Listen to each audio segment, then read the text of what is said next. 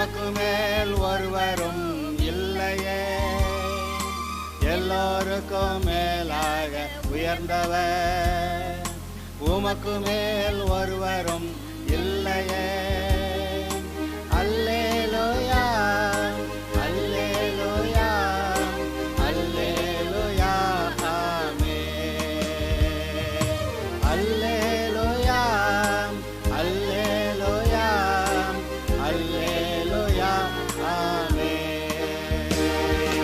ஒருவரால் சிருஷ்டிக்கப்படாமலே தாமாக என்றென்றும் இருப்பவர், ஒருவரால் சிருஷ்டிக்கப்படாமலே தாமாக என்றென்றும். இப்பொழுதும் கூட நீதிமொழிகள் புஸ்தகத்தை படித்து கொண்டிருக்கிறோம். 7 அதிகாரங்கள் முடித்தோம். 8வது அதிகாரம் இப்பொழுது பார்க்க போகிறோம். நீதிமொழிகள் 8வது அதிகாரம்.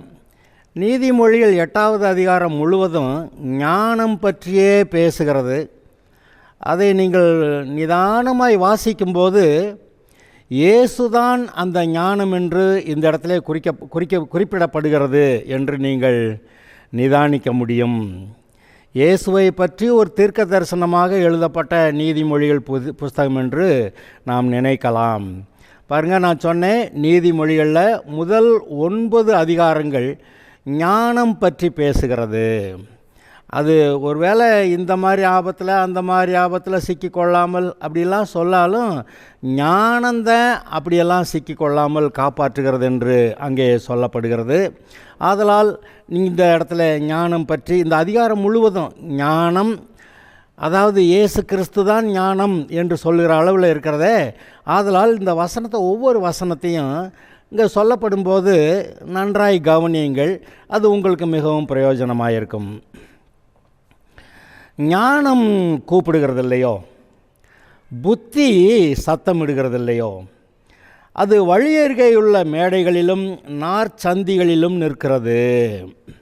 அது ஊர் வாசல்களின் ஓரத்திலும் பட்டணத்தின் முகப்பிலும் நடைக்கூடங்களிலும் நின்று சத்தமிட்டு, மனுஷரே உங்களை நோக்கி கூப்பிடுகிறேன், என் சத்தம் மனுபுத்திரருக்கு தொனிக்கும். பேதைகளே விவேகம் அடையுங்கள், மூடர்களே புத்தி உள்ள சிந்தையாயிருங்கள். கேளுங்கள், மேம்பாடான காரியங்களை பேசுவேன், என் உதடுகள் உத்தம காரியங்களை வசனிக்கும். என் வாய் சத்தியத்தை விளம்பும், ஆகாமியம் என் உதடுகளுக்கு அருவருப்பானது. இந்த 7 வசனங்களை மாத்திரம் நான் மறுபடியும் ஒரு தடவை வாசிக்கிறேன், நல்லா கவனிங்க. ஞானம் கூப்பிடுகிறது இல்லையோ, புத்தி சத்தமிடுகிறது இல்லையோ, அது வழியருகேயுள்ள மேடைகளிலும் நார்ச்சந்திகளிலும் நிற்கிறது. அது ஊர் வாசல்களின் ஓரத்திலும் பட்டணத்திலும் முகப்பிலும் நடைக்கூடங்களிலும் நின்று சத்தமிட்டு, மனுஷரே உங்களை நோக்கி கூப்பிடுகிறேன், என் சத்தம் மனுபுத்திரருக்கு தொனிக்கும். பேதைகளே விவேகமடையுங்கள், மூடர்களே புத்தியுள்ள சிந்தையாயிருங்கள். கேளுங்கள், மேம்பாடான காரியங்களை பேசுவேன், என் உதடுகள் உத்தம காரியங்களை வசனிக்கும். என் வாய் சத்தியத்தை விளம்பும், ஆகாமியம் என் உதடுகளுக்கு அருவருப்பானது. அருமையானவர்களே, இங்கே பாருங்கள், நம்முடைய பிள்ளைகள் ஏதோ கவனிக்காமல் தெருவில் இங்கே எங்கே ஓடும்போது ஏதாவது சைக்கிளு மோட்டர் சைக்கிளு இல்லை யாராவது வந்து இடிச்சிருவாங்கன்னு சொல்லி பயந்து நீங்கள் என்ன செய்வீங்க? ஓடி போய் பிள்ளைகளை பிடிச்சி தூக்கிட்டு வந்துடுவீங்க. ஆனால் அதே சமயத்தில் இந்த பிள்ளைங்க பெரிய ஆளாகிட்ட ஒரு பாடு நீங்கள் என்ன செய்வீங்க? தெருவில் நல்லா பார்த்து கவனித்து போகணும், 2 பக்கமும் பார்த்து, டிராஃபிக் இல்லைன்னா அப்புறமேலு ரோட்டை கிராஸ் பண்ணணும் அப்படி நீங்கள் சொல்லுவீங்க. பாருங்கள், சிறு பிள்ளையாக இருக்கும்போது தூக்கி கொண்டு ஓடின நாம் ஆட்கள் பெரியவங்களான பிறகு நீங்கள் சொல்லுகிறீர்கள். அதுபோல் நீங்கள் சிறு பிள்ளையாக இருக்கும்போது உங்களுடைய பெற்றோர் தகப்பன் தாய் தகப்பனுக்கு அவர்களுடைய வார்த்தைகளுக்கு நீங்கள் செவி கொடுங்கள் என்று சொன்ன தேவன், அந்த பெற்றோர் வந்து நீங்கள் சிக்கலான இடத்துல சின்ன பிள்ளையாக இருந்தாக்கா எங்கேயாவது சிக்கிக்கிறீங்கன்னா தூக்கிட்டு ஓடிடுவாங்க. ஆனால் இப்பொழுது அந்த காலகட்டங்களை நீங்கள் தாண்டி இருக்கிறீர்கள். ஆதலால் இப்பொழுது ஒருவேளை கர்த்தர் மனிதர்களை கொண்டு நமக்கு அநேக போதனைகளை போதிக்கலாம். இப்போ நான் மனுஷன், நான் சர்ச்சில் பாஸ்டரு, நான் போதனைகளை கொடுக்குறேன். ஆனால் யார் கொடுக்கறது? உண்மையிலேயே தேவனே இப்படி சில ஆட்களை நியமித்து இந்த போதனைகளை கொடுக்கிறார். இதில் ஒரு விஷயத்தை நீங்கள் கவனிக்க வேண்டும். எல்லா மனிதருக்கும் சுயாதீனம் ஒன்றை கர்த்தர் கொடுத்திருக்கிறார், free will. God has given a free will to every man so as he can live like a child of God, not a slave or servant. ஒரு அடிமையாகவோ வேலைக்காரனாகவோ இல்லாமல் தேவனுடைய பிள்ளை என்ற அந்தஸ்திலே நீங்கள் வாழ வேண்டும் என்பதற்காக தேவன் உங்களுக்கு ஒரு சுயாதீனத்தை கொடுத்திருக்கிறார். சொல்லப்படுகிற வார்த்தைகள் லெஃப்ட்டு ரைட்டு என்று சொல்லி எல்லாரும் பேசுகிறதெல்லாம் கேட்டுட்டு என்ன செய்யலாம் என்று தீர்மானம் எடுக்கிற காரியத்தை அவரவருக்கு கர்த்தர் கொடுத்திருக்கிறார். அதை தான் சுயாதீனம் என்று சொல்லுகிறோம், ஃப்ரீ வில். இப்படி சுயாதீனம் கொடுக்கப்பட்டதால தான் மனுஷனுக்கு ஒரு நல்ல ஒரு மரியாதை இருக்கிறது. அடிமையாக அல்லது வேலைக்காரனாக இருந்தால் அதுக்கு தனித்தனி மரியாதை இருக்கிறது. ஆனால் பிள்ளை என்றால் சுயாதீனம். தேவனுடைய குடும்பத்திலே பிள்ளைகள் என்று சொல்லும் பொழுது அவர் உங்ககிட்ட சொல்ல தான் செய்வார், பிடிச்சி இழுத்துட்டு ஓட மாட்டார். சில சமயத்தில் நம்ம ஆபத்தான காரியங்களில் நம்மளை அறியாமல் சில ஆபத்தான சூழ்நிலையில் இருக்கும்போது நம்மளே அறியாமல் அவர் காப்பாற்றி விடுவார், அது வேற. ஆனால் அவர் நமக்கு புத்தி சொல்லுகிறார். இந்த சுயாதீனம் இருக்கிறதுனால புத்தி சொல்கிறாரு. அவர் சொல்கிறாரு, ஞானம் கூப்பிடுகிறது இல்லையோ, புத்தி சத்தமிடுகிறது இல்லையோ, அது வழியருகையுள்ள மேடைகளிலும் நாற்சந்திகளிலும் நிற்கிறது. அது ஊர் வாசல்களின் ஓரத்திலும் பட்டணத்தின் முகப்பிலும் நடைக்கூடங்களிலும் நின்று சத்தமிட்டு, மனுஷரே உங்களை நோக்கி கூப்பிடுகிறேன், என் சத்தம் மனுப்புத்தருக்கு தொனிக்கும். பேதைகளே விவேகமடையுங்கள், மூடர்களே புத்தியுள்ள சிந்தையாயிருங்கள். இதை வாசிக்கும்போது எனக்கு நாங்கள் சிறு வயதில் ரட்சிக்கப்பட்ட பிறகு கிராமங்களில் போய் சுவிசேஷம் அறிவிக்க ஒரு 7-10 பேர் சேர்ந்து எல்லோரும் போவோம். அதெல்லாம் எனக்கு ஞாபகம் இருக்குது. ஊர் நடுவில் ஒரு நல்ல இடத்துல, மக்கள் கூடி வர்ற இடத்துல, அல்லது நிறைய மக்கள் இருக்கிறாங்கங்கிற ஒரு தெருவில் அங்கே நின்று ஒரு பாடல் பாடிட்டு கொஞ்ச நேரம் சுவிசேஷத்தை அறிவிப்போம். எப்படி சொல்லியிருக்கு? வழியருகேயுள்ள மேடைகளிலும் நாற்சந்திகளிலும் ஊர் வாசல்களின் ஓரத்திலும் பட்டணத்தின் முகப்பிலும் நடைக்கூடங்களிலும் நின்று சத்தமிட்டு கூப்பிடுதான். பேதைகளே விவேகமடையுங்கள், மூடர்களே புத்தியுள்ள சிந்தையாயிருங்கள், அப்படி சொல்லுதான். இன்றைக்கு கர்த்தர் நம்முடன் பேசுகிறார். இந்த நீதிமொழிகள் 1 அதிகாரத்தை வாசிக்கும்போது அவர் என்ன சொல்கிறாரு?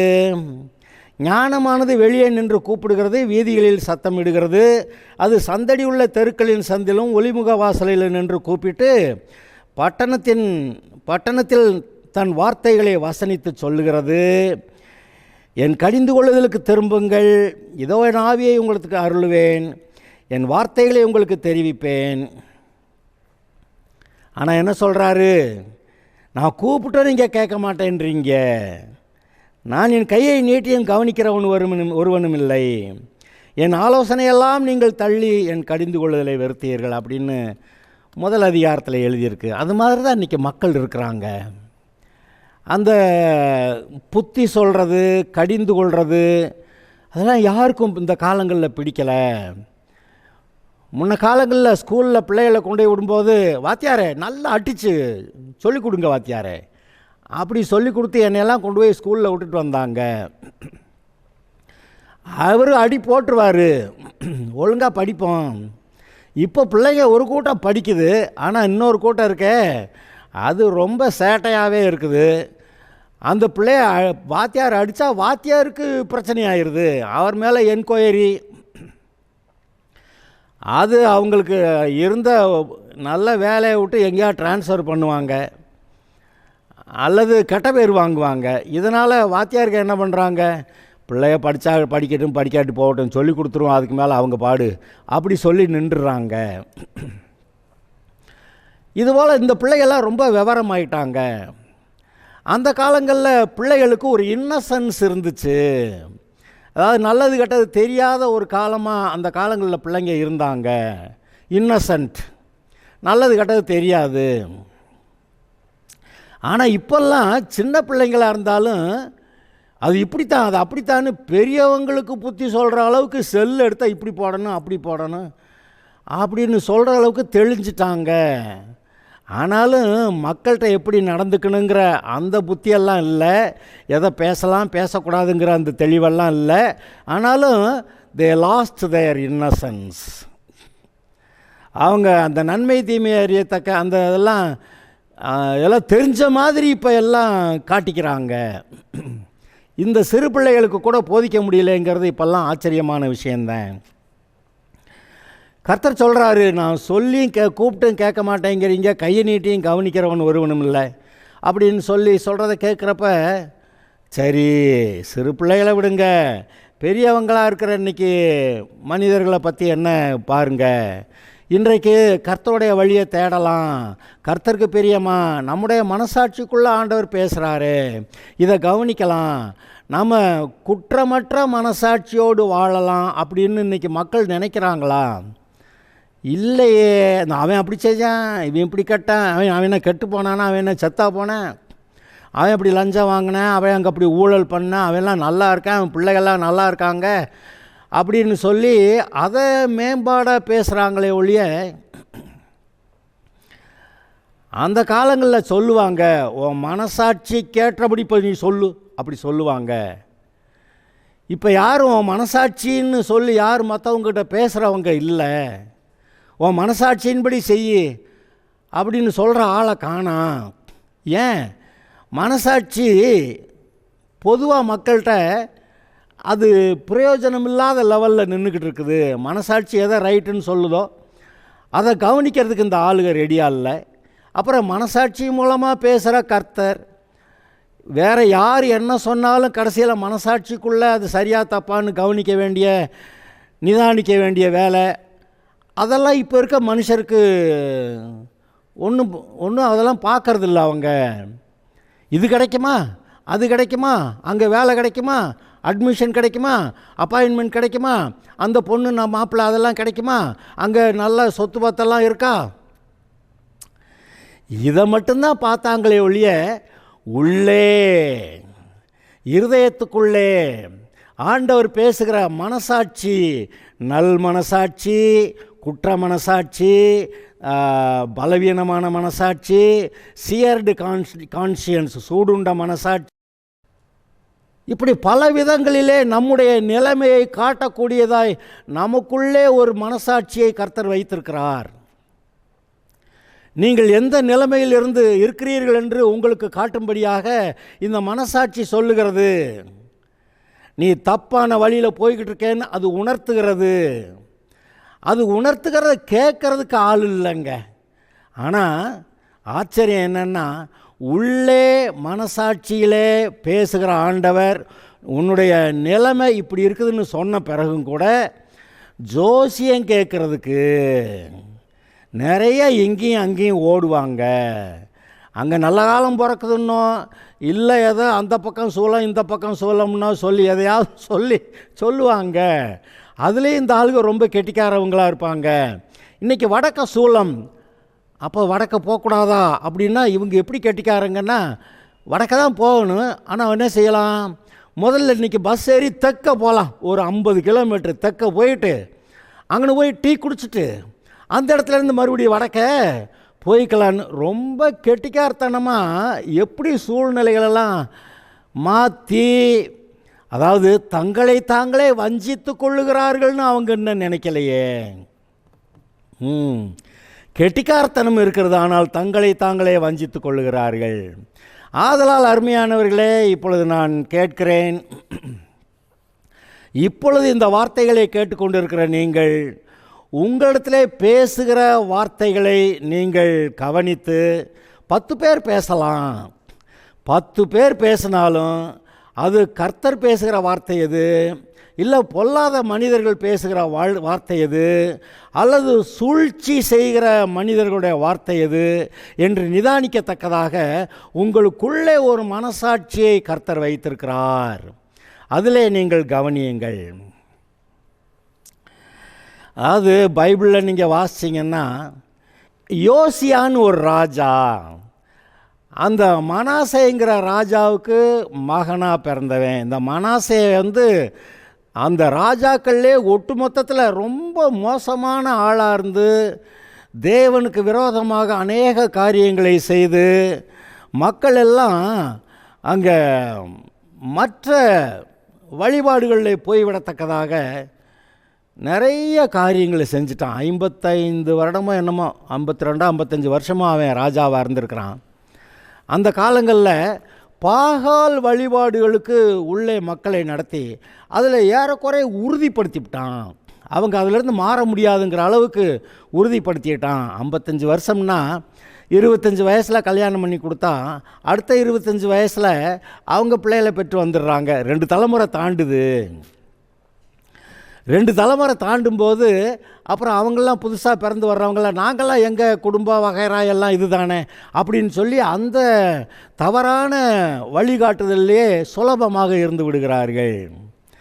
அந்த மாதிரி மனாசேக்கு பிள்ளையாக பிறந்த யோசியா, இவன் பாருங்கள் நல்ல ராஜாவாக இருந்து ரொம்ப காலம் நல்லா இருந்தான். தேசத்தை நல்ல வழியில் வருவிக்க முயற்சி செய்தான்.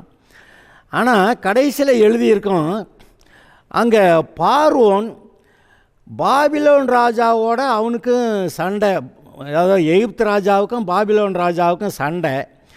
நான் பாபிலோன் ராஜா கூட சண்டை போட போகிறேன், நீ இடையில நீ குறுக்க நின்று பிரச்சனை பண்ணாத, நீ ஒதுங்கிக்க, எனக்கும் அந்த பாபிலோன் ராஜாவுக்கும் தான் சண்டை, நீ ஒதுங்கிக்கன்னு சொல்லி யார் எகிப்தின் ராஜா யோசியா கிட்ட சொன்னானா.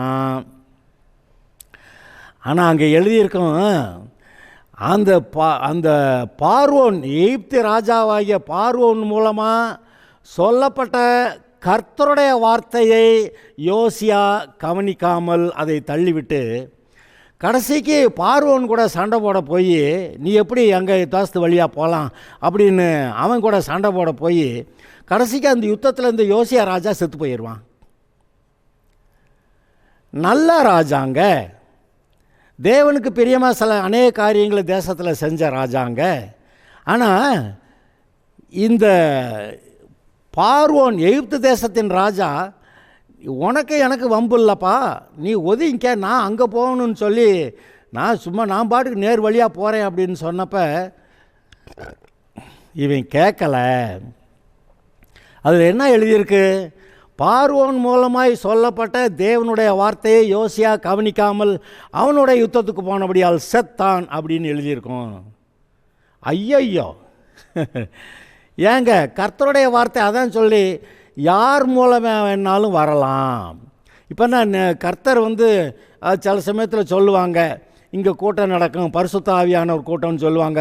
பரிசுத்த ஆவியானவராக ட்ரம் அடித்து ஊரெல்லாம் போய் சொல்லி இங்கே கூட்டம் நடக்குதுன்னு சொல்லி கூப்பிடுறாரு. இல்லை, பரிசுத்த ஆவியானவர் இப்போ பேசுகிறார், அது ரைட்டு. ஆனால் பரிசுத்த ஆவியானவர் கூட்டம்னு அப்படியெல்லாம் போட்டால் பரிசுத்த ஆவியானவர் ட்ரம் அடித்து ஊரெல்லாம் போய் அனௌன்ஸ்மெண்ட்டெல்லாம் கொடுத்து அதெல்லாம் செய்யலை. ஆனால் யார் மூலமாவது மனுஷர்கள் மூலமாக நோட்டீஸ் மற்ற ஏதாவது மூலமாக செய்தி போகிறது, அந்த செய்தியில் கர்த்தர் பேசுகிறது எது, பிசாசு பேசுகிறது எது, சாதா உலக மனுஷர் பேசுகிறது எது அப்படின்னு நிதானிக்கக்கூடிய ஆளாக நீங்கள் இருக்க வேண்டும் என்று எதிர்பார்க்கிறார். ஏனென்றால் அந்த திறமைகளை கர்த்தர் கொடுத்துருக்கிறார். இங்கே நீங்கள் என்ன வாசிக்கிறீங்க, ஞானம் நின்று கூப்பிடுகிறது. ஞானம் கூப்பிடுகிறது இல்லையோ, புத்தி சத்தமிடுகிறது இல்லையோ, அது வழியருகே உள்ள மேடைகளிலும் நாற்சந்திகளிலும் நிற்கிறது. அது ஊர் வாசல்களின் ஓரத்திலும் பட்டணத்தின் முகப்பிலும் நடைக்கூடங்களில் நின்று சத்தமிட்டு, மனுஷரே உங்களை நோக்கி கூப்பிடுகிறேன். எது ஞானம் கூப்பிடுதான், கர்த்தர் தாங்க அது. என் சத்தம் மனுபுத்திரருக்கு தொனிக்கும். நான் கூப்பிட்டேன், அவனுக்கு காது கேட்கலங்க, இல்லை தொனிக்கும், காது கேட்கும். பேதைகளை விவேகம் அடையுங்கள், மூடர்களே புத்தியுள்ள சிந்தையாயிருங்கள். பேதைகளேன்னா நிறைய விவரங்கள் தெரிஞ்சும் அதை மனசில் வச்சுக்கிற மாட்டேங்கிற ஆள். என்னப்பா அதெல்லாம் நேற்று சொல்லி கொடுத்துறேன், அதெல்லாம் ஒன்றும் தெரியலங்க, அதெல்லாம் கவனிக்கலாங்க. பேதைகளே விவேகம் அடையுங்கள். மூடர்கள்னால் ஒன்றும் தெரியாத நிர்மூடம்னு சொல்கிறோமே, மூடர்களே புத்தியுள்ள சிந்தையாயிருங்கள். பொல்லாப்பை விட்டு விலகிறதான புத்தி. அப்படி ஏதோ சிக்கலில் நீங்கள் தப்பான காரியங்களில் நுழைஞ்சிடாதபடிக்கு அதிலேருந்து விளைவிக்கிங்கன்னு சொல்கிறேன். அந்த மாதிரி புத்தியை பெற்றுக்கொள்ளுங்கள்னு கர்த்தர் சொல்கிறாரு. ஏன்னா இந்த உலகம், இந்த world is driven by the devil. இந்த உலகம் பிசாசினால் இயக்கப்படுகிறது. ஏனென்றால் இந்த உலக மக்கள் எல்லாம் பாவத்திலே வாழுகிறார்கள். அவர்கள் பாவத்திலே வாழுகிறது நிமித்தம் இந்த பிசாசு அவர்கள் மூலமாய் உலகம் முழுவதையுமே இயக்க முடிகிறது. பல தேசங்களில் பலவிதமான ரேசஸாக, பலவிதமான மொழிகள் பேசி, பலவிதமான கலாச்சாரங்களோட, பலவிதமான மதங்கள் வழிபாடுகளோட மக்கள் இருந்தாலும், எந்த மதத்தில், எந்த வழிபாடுகளில், எந்த ஊரில், எந்த கலாச்சாரத்தில், எந்த மொழி பேசினாலும் பிசாசு இவர்களை இயக்குகிறான். ஏனென்றால் பாவிகள், எந்த கூட்டத்தில் இருந்தாலும் இவர்கள் பாவிகளாக இருக்கிறதுன்னா பிசாசு பேச்சை கேட்டு அவன் சொல்கிறத செய்கிறது. அப்படி பாவிகளாக இருக்கிறபடியால் பிசாசு இந்த உலக மக்களை இயக்கி கொண்டிருக்கிறான்.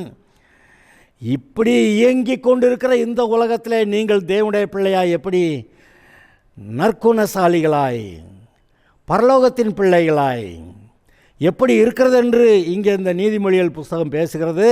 அது மாத்திரமல்ல, இங்கே ஞானம் கூப்பிடுகிறது. நாற்சந்திகளிலே, வழி அருகே, ஊர் வாசல் ஓரத்திலே, பட்டணத்தின் முகப்பிலே மனுஷரை நோக்கி கூப்பிடுகிறதாம்.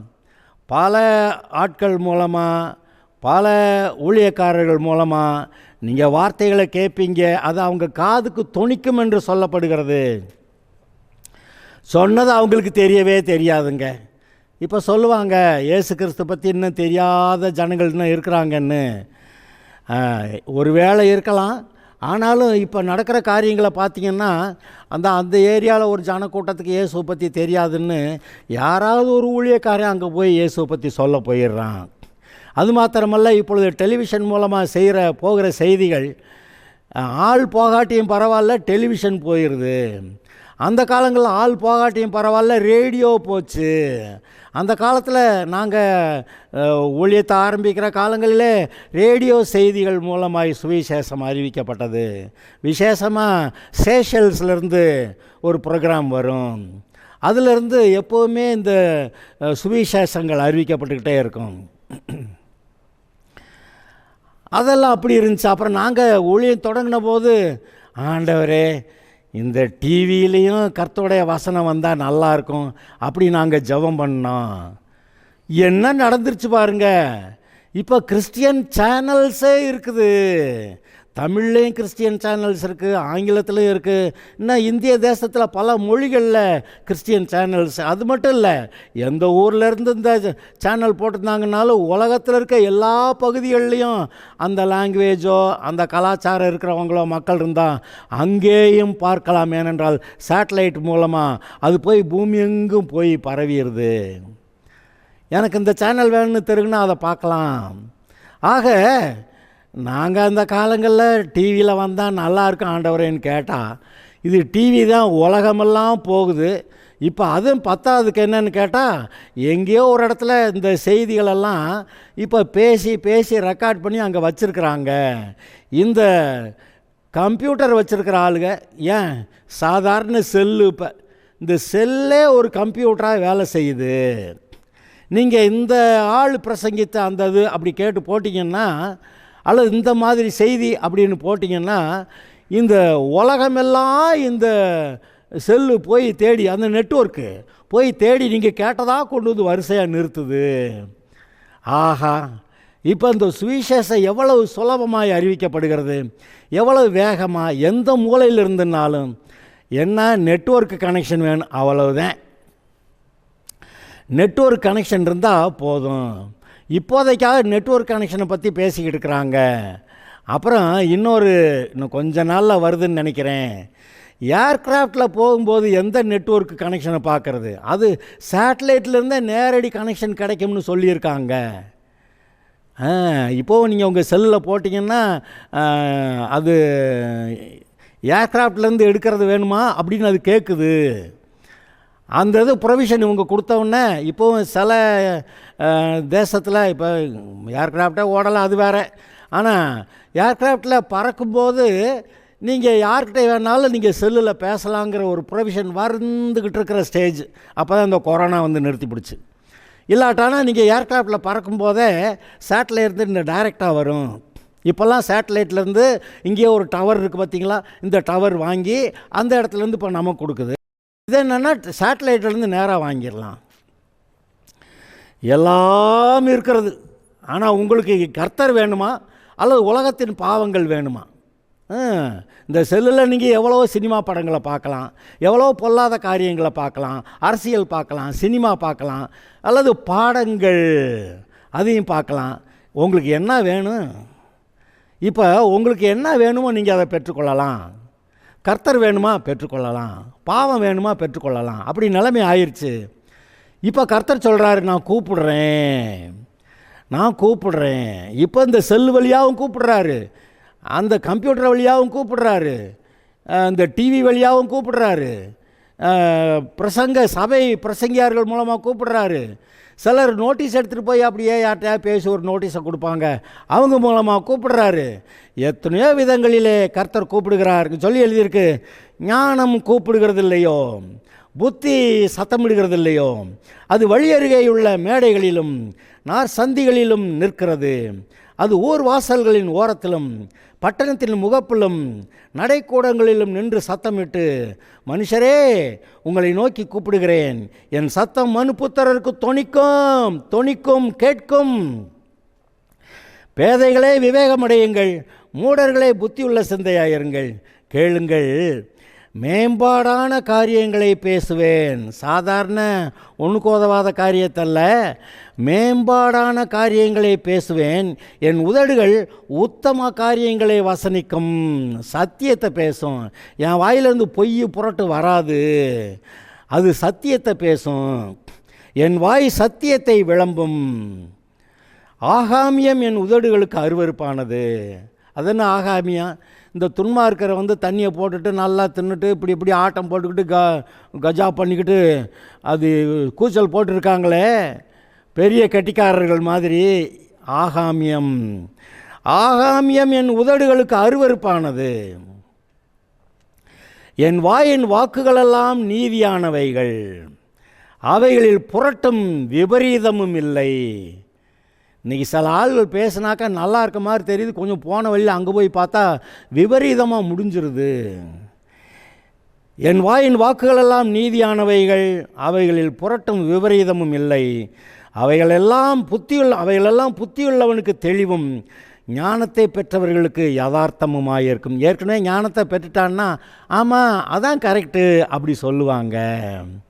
ஆனால் புத்தி உள்ளவனுக்கு ஏற்கனவே புத்தி கிடச்சிருந்துச்சுன்னா ஆமாம் கரெக்டு, தெளிவாக நல்லா புத்தி தெளிஞ்சிருச்சு, எனக்கு திட்டமாக தெரிஞ்சிருச்சு தான் அப்படின்னு சொல்லுவாங்க. ஆனால் ஞானத்தை ஏற்கனவே பெற்றவர்கள் அவங்களுக்கு இதை பேசும்போது யதார்த்தமாக இருக்கும், ஆமாம் அதான கரெக்டு அப்படி சொல்லுவாங்க.